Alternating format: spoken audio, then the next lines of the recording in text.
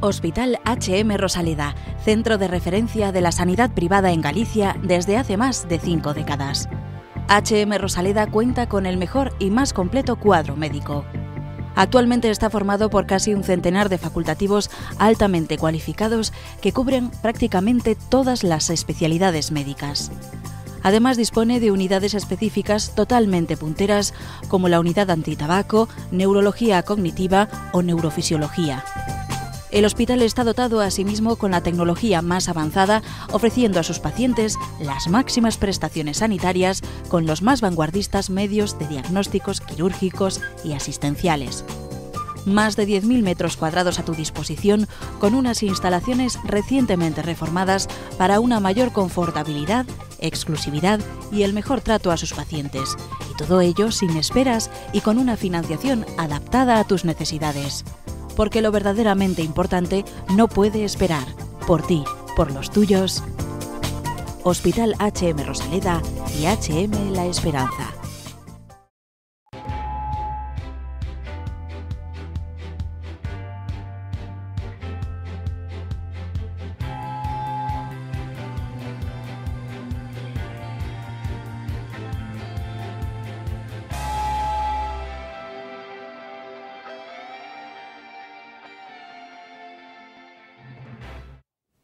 Hola, bienvenidos a Falando de Saúde en la televisión del Correo, donde si no.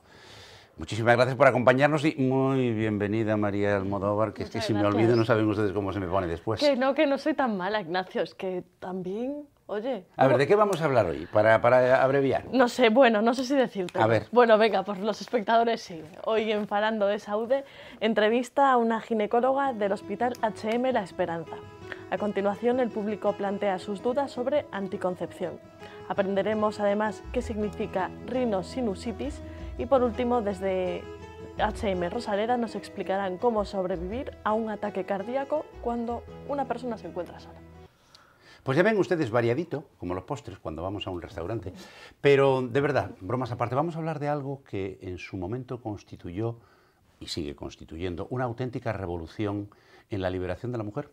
Sí, porque vamos a hablar de anticoncepción. Eso que ha permitido que la mujer decida cuándo y cómo quiere ser madre.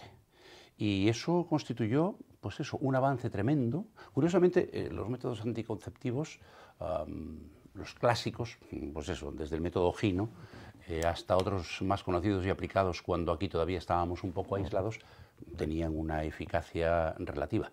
Pero un buen día, en busca de una solución a las deficiencias hormonales de algunas mujeres, se consiguió sintetizar allá por el año 51 una hormona, que luego hablaremos de cuál es. Esa hormona se vio cuando se aplicaba que lo que hacía era impedir que la mujer ovulara, con lo cual resulta que se podría utilizar como anticonceptivo. En Estados Unidos, en el año 61, se aprobó como método anticonceptivo, es el uso de esa hormona. Aquí en España tardamos un poquito más. Llegó como medicamento hacia el año 64, en Estados Unidos fue en el año 60. En el 64 llegó a España, pero como método anticonceptivo no fue permitido en nuestro país hasta el año 78. Es decir, cuando ya teníamos Constitución. Bueno, pero para hablar en general de lo que es la anticoncepción y de los diferentes métodos y si hay alguna complicación en algunos de ellos y cuál es el más adecuado, tenemos a alguien que sabe mucho, que es la doctora Raquel Carracedo, que nos acompaña amablemente. Hola Raquel, bienvenida. Hola, ¿qué tal? Muchas gracias. Oye, vamos a ver. Da la sensación que desde el punto de vista demográfico los jóvenes cada vez acceden más pronto, a edades más tempranas, a la práctica del sexo. ¿Eso qué connotaciones tiene? Bueno, sí que es una obviedad que cada día nuestros jóvenes inician antes los primeros contactos sexuales y de hecho pues cada vez es más raro ver en la consulta pacientes de 16, 17, 18 años que no hayan tenido ya su primer contacto sexual.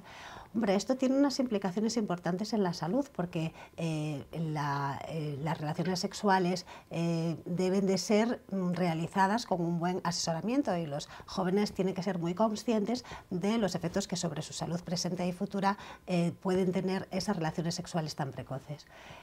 Yo creo que los adolescentes hoy en día están muy preparados en el colegio, en casa, a través de Internet. Ellos conocen perfectamente los riesgos del embarazo y los riesgos de las enfermedades de transmisión sexual. Y bueno, se cuidan, se protegen y acceden a las consultas de los ginecólogos para preguntar todas aquellas dudas que, bueno, pues no han podido solucionarse por sí mismos de momento. Con lo cual, sí parece que están bien informados y reciben una correcta, ¿no? Información, sí. Pero sobre todo, ¿cuál es el método que más utilizan los jóvenes, doctora? Bueno, los jóvenes que están iniciando su actividad, su vida sexual, se decantan, claro, como es lógico, por el preservativo. El preservativo es un procedimiento que está al alcance de todos, es de fácil acceso, no necesita una prescripción de un facultativo y carece de efectos secundarios. Además, las relaciones sexuales de nuestros jóvenes son bastante variopintas y diversas. Las parejas sexuales duran poco, es lo que se llaman las parejas estables sucesivas. Tengo una pareja de 2 meses, de 3 meses, o incluso hace poco me encontré con una jovencita en la consulta que me comentaba que tenía relaciones sexuales con sus compañeros de la clase y al día siguiente van a las clases de matemáticas y de inglés como si fueran, bueno, como 2 amigos. Está claro que el concepto de la sexualidad ha cambiado, ya no va tan ligado al enamoramiento, sino más a un divertimento. De eso tenemos que ser conscientes y aceptarlo. Y bueno, pues digamos que el preservativo está ahí, ellos lo saben, son conscientes y saben que además deben de protegerse no solo del embarazo, sino de las enfermedades de transmisión sexual. Desde aquella época en que se empezó con la anticoncepción como método científico de prevención del embarazo no deseado, como dice la letra del chotis famoso, las ciencias adelantan, que es una barbaridad, y ahora la panoplia, Raquel, es muy amplia. ¿Cuáles son los métodos más habituales que están a disposición de quien los quiera utilizar? Bueno, hoy en día la verdad es que hablar de anticoncepción es hablar de todo un abanico de posibilidades, ¿no? Obviando el preservativo, que es el método de barrera, pues ya pasamos a los métodos hormonales. La píldora, como tú dijiste antes, bueno, desde que se desarrolló en sus orígenes ha cambiado extraordinariamente, tanto en su dosificación como en su composición. En la actualidad tenemos píldoras de dosis mínimas que son altamente eficaces como anticonceptivas y que, por lo tanto, disminuyen sus efectos secundarios sobre la mujer. También ha cambiado el tipo de preparados, ¿no? Los preparados son ya unos preparados más sofisticados que además pueden personalizarse. No todas las chicas, digamos que se les debe prescribir la misma píldora, sino que se puede personalizar. Pues algunas chicas necesitan, además de anticoncepción, pues regular su ciclo, o tienen un poco de hirsutismo, de acné, bueno, pues esas necesitarán un tratamiento anticonceptivo, píldora diferente. Bueno, pues hay un abanico importantísimo en cuanto a la composición y dosificación, pero luego también en cuanto a la vía de administración. No solamente hay píldoras, hay también anillos anticonceptivos que se introducen vía vaginal y que tienen una duración más prolongada y que evitan los olvidos. Hay parches anticonceptivos de absorción transdérmica y últimamente pues están lo más vamos a decir así, son los dispositivos intrauterinos de acción prolongada, lo que se llaman los LARC, los métodos anticonceptivos de larga duración, que se introducen en la consulta de una forma muy sencilla en el interior del útero y hacen una anticoncepción de alta resolución como si fuera una ligadura de trompas. Por cierto, Raquel, un tema interesante. ¿Están todos los métodos anticonceptivos cercanos en eficacia? Quiero decir, por encima de un 90 y muchos %, ¿o hay algunos que son más eficaces que otros? Estamos hablando de métodos anticonceptivos sí, hormonales. Hormonales, sí. A ver, sí. El índice de PER, que es un índice que determina la eficacia de un anticonceptivo a la hora de evitar un embarazo, está en la mayoría de los anticonceptivos hormonales por encima del 95%. ¿Qué ocurre? A veces no es la propia composición del anticonceptivo lo que da la seguridad, sino la forma de tomarlo y ¿cómo te diría yo? La situación a través de la que atraviesa la paciente. No, es que no me sale la expresión. lo responsable que sea la paciente a la hora de tomarlo. Claro. Por ejemplo, la píldora tiene olvidos. La píldora me tomo una copa y puede influir. La píldora tengo un vómito o tengo un proceso gastrointestinal. Entonces no es que la píldora en sí misma no sea eficaz, sino que a la hora de tomarla, pues tiene un poquito más de este tipo de riesgos. Otros métodos son más seguros en el sentido de que no influyen este tipo de cosas. Si llevas un parche, pues no se te va a desprender, o un anillo anticonceptivo. Y obviamente pues un DIU va a ser muy difícil. Entonces, por todo ello, la eficacia de un método anticonceptivo no solamente va a estar en su composición, sino también en lo cómodo que le resulte a la mujer a la hora de llevárselo puesto y llevarlo aplicado de una forma continuada. Cuanto menos de paciente dependiente sea, mejor. Efectivamente. Ahora también se habla, doctora, ¿no?, de optar por una menstruación a la carta. Sí. Con una serie de píldoras, ¿no?, que a lo mejor durante 3-4 meses, pues la paciente, digamos, que se ve liberada de ese sangrado. ¿Qué repercusiones tiene? ¿Hacia dónde vamos realmente? ¿Qué nos puede contar al respecto? Pues yo creo que realmente vamos hacia la eliminación definitiva de la menstruación. Entonces, la menstruación simplemente es la eliminación de un endometrio necrótico que no ha evolucionado hacia un embarazo, pues que se expulsa al exterior para iniciar un nuevo ciclo menstrual o un ciclo ovárico. La regla es un fenómeno absolutamente prescindible y los métodos anticonceptivos actuales, uno de sus mecanismos de acción, entre otros, es la atrofia de ese tejido endometrial. Esa atrofia hace que el endometrio se vuelva tremendamente finito, delgadito, y la cantidad de regla a la hora de hacer la deprivación hormonal pues es por lo tanto muy escasa. ¿Qué ocurre? Que ahora con los nuevos métodos anticonceptivos pues ya no hacemos descanso hormonal, se hace una toma continuada y por lo tanto al no haber descanso no hay deprivación hormonal y por lo tanto no hay regla. Pues yo creo que ese es el futuro, la falta de menstruación. Tenemos que quitarnos un poquito el mito de que la regla es necesaria, de que no se queda retenida en ninguna parte, de que si no tengo la regla pues me voy a poner hinchada y como una pelota, porque ni es verdad ni es necesario y además pues es muy incómodo. O sea que yo creo que vamos hacia ahí, hacia la desaparición de la menstruación. Y en esa línea, Raquel, ¿cuál sería, digamos, el desideratum? ¿Cuál sería el anticonceptivo hormonal definitivo, el ideal? El método ideal, eso es una cosa muy personal. Yo creo que, cada ginecólogo tiene un poco su método anticonceptivo favorito. Me olvidé de mencionar los implantes, los implantes subcutáneos, que es otra vía de administración también definitiva, es otro método LARC, de larga duración, que son unos implantitos que se colocan debajo de la piel de una forma muy sencilla y también duran. Tienen una duración de 3 años aproximadamente. A mí mi método anticonceptivo favorito es el DIU, el DIU hormonal. Y además es que considero que en las chicas jovencitas que ya tienen una actividad sexual frecuente y un hábito adquirido en ese sentido, aparte del preservativo, que ya tiene otras implicaciones en la prevención de enfermedades de transmisión sexual, es muy importante para evitar el embarazo no deseado.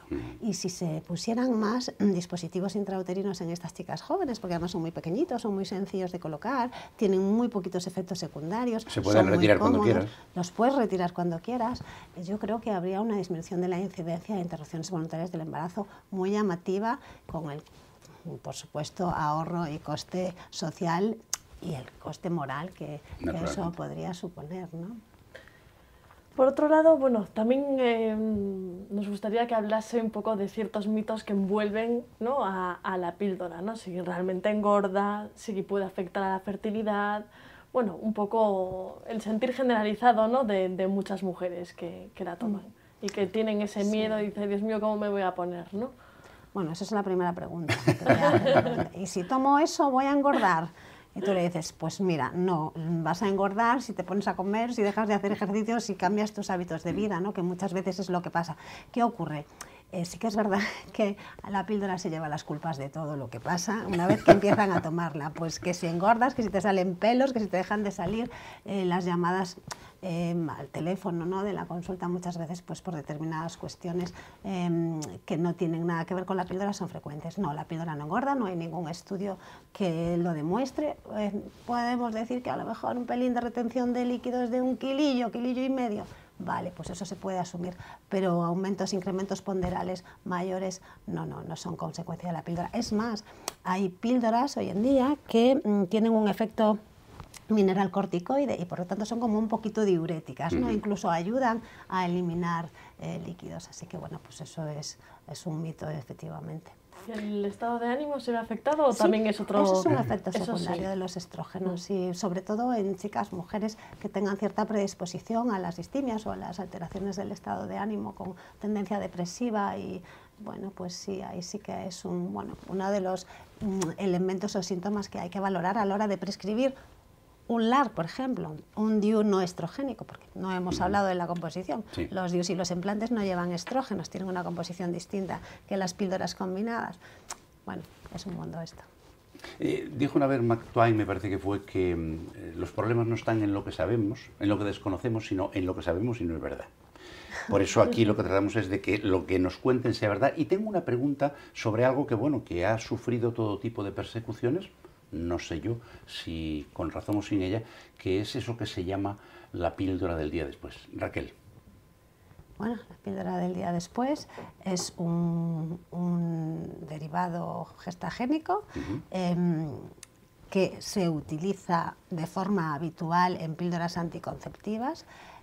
Por ejemplo, la píldora de la lactancia tiene la misma composición que la píldora del día después. ¿Qué ocurre? Que la píldora del día después tiene 20 veces más dosis que una píldora normal.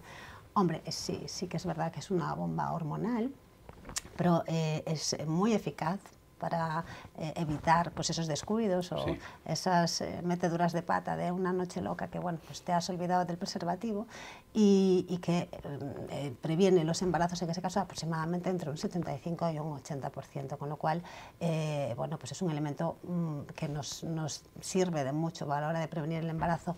¿Qué ocurre? Que no debe ser utilizado como procedimiento anticonceptivo habitual. Hay que ser consciente de que nos estamos introduciendo una dosis elevada de hormonas y que, bueno, pues eso puede tener sus consecuencias. Así que de forma puntual y bueno, si es posible, con un asesoramiento de un ginecólogo o de un médico, pues muchísimo mejor. Sigue siendo, Raquel, totalmente, bueno, no es recomendable, no, debería estar prohibido, ya saben ustedes mi opinión al respecto, pero como decía la Revolución Francesa, prohibido prohibir, bueno, pues no lo prohibiríamos, pero anticoncepción y tabaco, mala combinación. Bueno, fatal. El tabaco combina bien con pocas cosas. Con pocas cosas. Ignacio. Pero sí, muy mala. Ambos son dos elementos protrombóticos, aumentan la píldora. Sabe, uno de sus efectos secundarios más temidos pues es el aumento del índice trombótico, y todo aquello que se asocie o que aumente la trombogenicidad pues va a ser una multiplicación de ese riesgo. De hecho, por encima de los 35 años se contraindica la píldora combinada, la píldora estrogénica, a mujeres fumadoras. Pero para eso también tenemos solución. Están las píldoras gestagénicas. Claro. Lo primero que le tenemos que decir a la paciente es: tienes que dejar de fumar. Y cuando la paciente te dice: no, doctora, no lo voy a hacer, entonces es cuando le dices: bueno, pues entonces tómate una píldora no estrogénica porque te disminuiremos al menos el riesgo cardiovascular. Claro. Me gustaría saber, doctora, hasta qué punto la crisis ha influido o no en la anticoncepción. Bueno, yo no lo he notado en absoluto, o sea, para nada. A ver, yo quizá sí que puede haber influido en el tipo de anticoncepción. Hay métodos anticonceptivos que prescribe el Sistema Público de Salud y otros que no. Y como os he dicho antes, para mí no todos los métodos anticonceptivos son universales. No se puede dar la misma píldora a todas las mujeres, porque no todas las mujeres tienen las mismas necesidades anticonceptivas. Entonces, bueno, sí que puede que haya habido una tendencia mayor a irse a aquellos métodos que están subvencionados por el Sistema Público de Salud, ¿no? Eso sí, habiéndolos, yo creo que mejores y diferentes. Pero la mujer ha seguido haciendo su anticoncepción, se ha buscado la vida como mejor ha podido y se ha seguido protegiendo exactamente igual. ¿Tenemos preguntas de nuestros televidentes? Tenemos, por supuesto, así que bien. Allá vamos.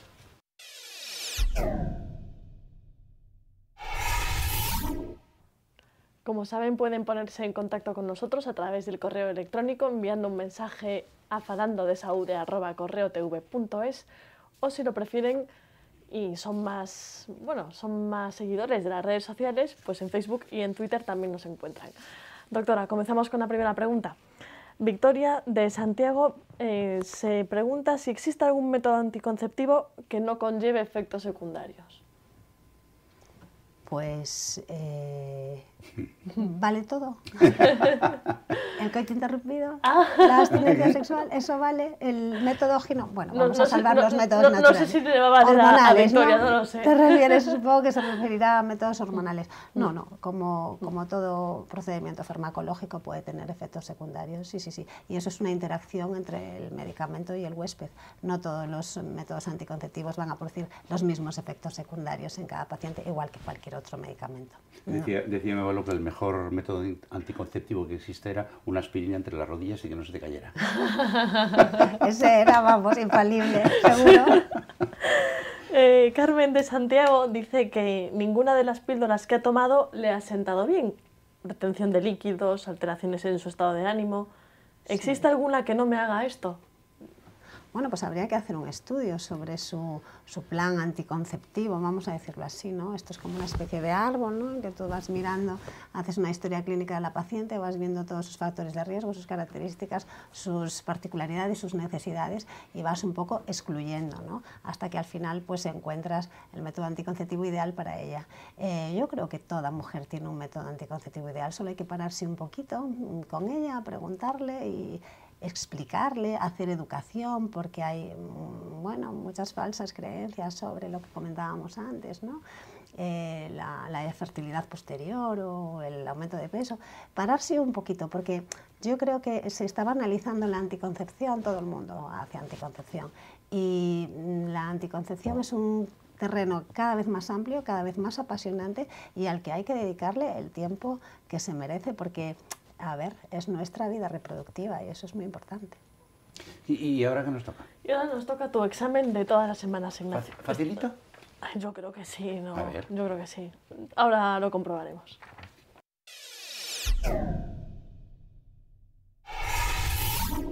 Mira, sin perder tiempo. Rinosinusitis. Anda, ¿qué te ha costado decirlo? Lo dije así para no equivocarme. Bueno, pues esa sí me la sé, ¿ves? ¿Pero sabes por qué? No me digas que la padeces. No la padezco, la padecí. Y estoy interviniendo quirúrgicamente hace más de 35 años. Ay, que no de lo que me entero. ¿Cuántos años llevamos con esto? Pues, uy, y me entero hoy. Te enteras hoy. Y otras muchas cosas que no te cuento. Rinosinusitis, bueno, pues es una inflamación de la mucosa de una parte de nuestra área respiratoria, que son pues rino, nariz, sinusitis, los senos. Hay unos huequecillos aquí en los huesos maxilares y otros dos aquí en el frontal que se llaman senos.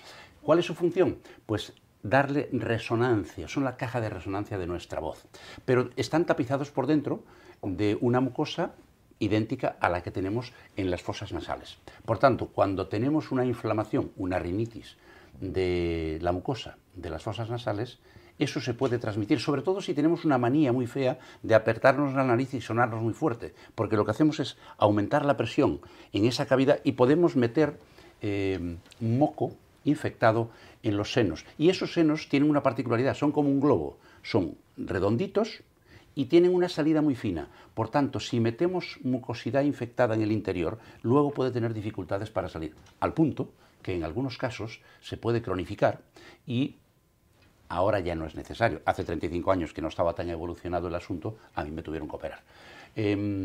No es un problema serio, la rinosinusitis, es un problema que se trata normalmente con antiinflamatorios, en algunos casos el propio otorrino recomienda el uso de antibióticos específicos, pero hay que tener cuidado porque si se cronifica, sobre todo la parte de la inflamación de los senos, puede acabar dando problemas porque al no ser capaces de drenar el pus que se produce, tendremos que intervenir. No necesariamente con una cirugía abierta, pero sí, por ejemplo, introduciendo unas sondas que permitan drenar el contenido, limpiar los senos por dentro, en fin, no se lo voy a explicar, que es una cochinada, pero simplemente rinosinusitis, una inflamación que puede llegar a infección de la mucosa que tapiza la nariz y los senos paranasales. ¿Te ha gustado? Me ha gustado. Entendido. ¿A que me lo sabía? Bueno, de sobra, claro, de sobra. Lo he sufrido. Bueno, ¿y ahora qué nos queda? Y ahora nos toca recibir un consejo desde el Hospital HM Rosaleda.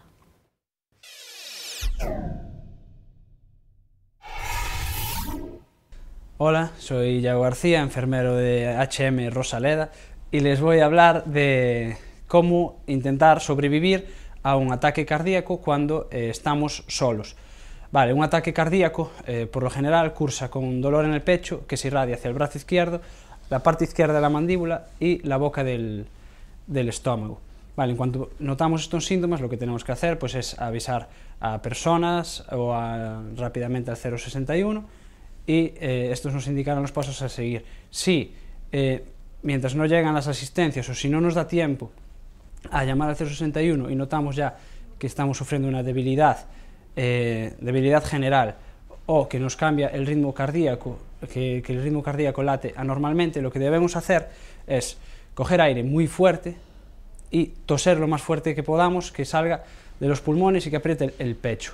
Esto tiene una explicación, que es que, por una parte, llenar los pulmones de aire, llenar los pulmones de oxígeno, y por otra parte, en la contracción que hacemos al toser, contraemos el corazón y hacemos que éste mande sangre al resto del cuerpo. Mantenemos irrigado así de sangre el resto del cuerpo. A la vez, al toser podemos también revertir el ritmo del corazón y volverlo otra vez a un ritmo normal. Y se acabó. Ya no tenemos más cosas que contarles por hoy, pero tenemos todavía el tiempo suficiente para despedir adecuadamente a nuestra genial invitada, que ya, bueno, es como de casa, la doctora Raquel Carracedo, ginecóloga, muy buena y que sabe mucho. Háganle caso a sus recomendaciones, que además se le entiende todo, no como a los políticos. Raquel, muchísimas gracias. Gracias a vosotros. Hasta otra ocasión. María Almodóvar, muchísimas gracias por aguantar mis chanzas y mis bromas. Nada, no, un placer. Ya sabes que yo me divierto mucho en este programa. Bien, igual que yo, y espero que ustedes también.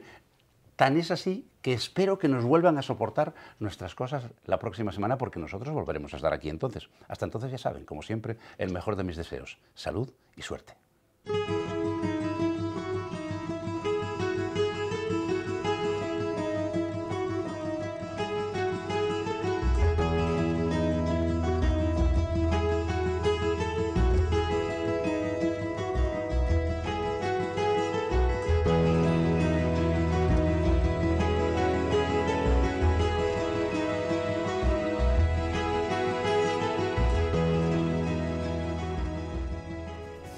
Por ti, por los tuyos, Hospital HM Rosaleda y HM La Esperanza.